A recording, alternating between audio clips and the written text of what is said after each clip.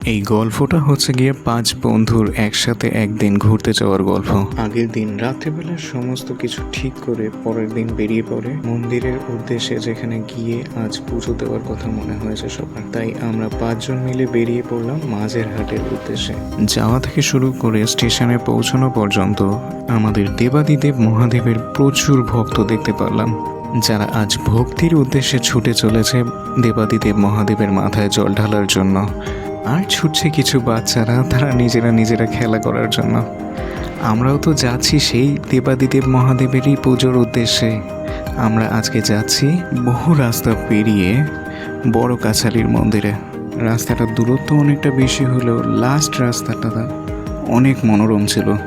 যখন গন্তব্যস্থলে পৌঁছলাম তখন দেখলাম এক ধার্মিক মেলা। তারপর আমরা সবাই মিলে পৌঁছলাম সেই মন্দিরের উদ্দেশ্যে, যেখানে আমরা পুজো দিতে নিজেদের কিছু মনস্কামনা নিয়ে এসেছিলাম। দেখলাম মানুষের ভক্তি কিভাবে শক্তিতে পরিণত হয়, আর সেই শক্তি আবার পুনরায় ভক্তিতে পরিণত হয়। এত ভক্তি যেখানে বিরাজমান, সেখানে ভগবানকে তো জাগ্রত হোক। যতই হোক, দেবাদিদেব মহাদেব তো ভক্তের জন্য ভোলে বাবা না।